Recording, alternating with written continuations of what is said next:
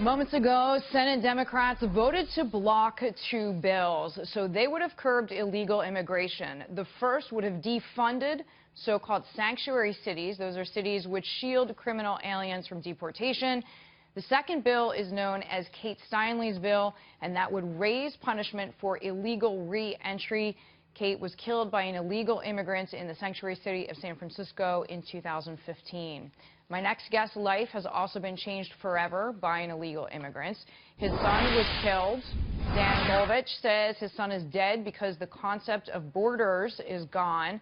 Dan, thank you for joining us, and we want to just first say very sorry for your loss. I'm sure this is still very difficult to talk about. Your son's killer was deported 4 times, but ended up returning to Houston, Texas.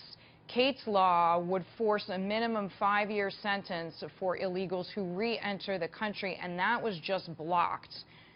What is your reaction to that first? Well, I'm happy with laws. My son's killer did 5 years in prison for attempted murder before he was let out by Obama. But, you know, I'm all fine with laws, but we have to have politicians that will actually implement the laws, and I think that's the bigger problem, finding politicians that will implement. They don't implement the current laws that we have.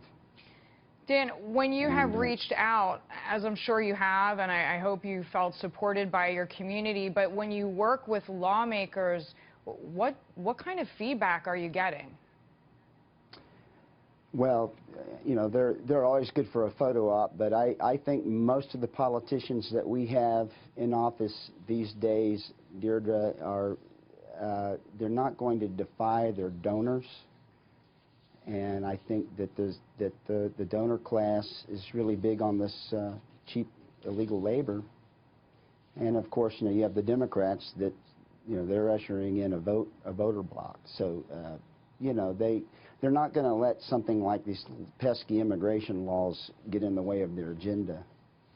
Dan, what is it that you feel the most strongly about, in the sense that if you could get one law passed now, you could write it yourself, what would be in it? It would be a law that punishes politicians for not implementing the current laws that we have.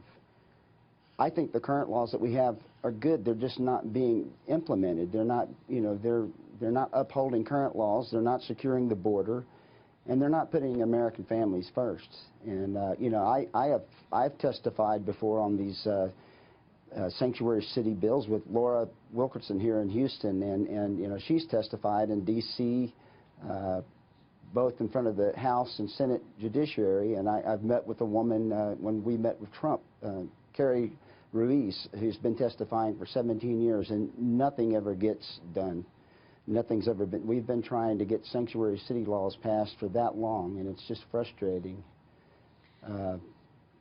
But I think that you're going to need politician reform before you reform anything else, because the current crop of politicians that we have don't seem to be, that doesn't seem to be that high up on their agenda.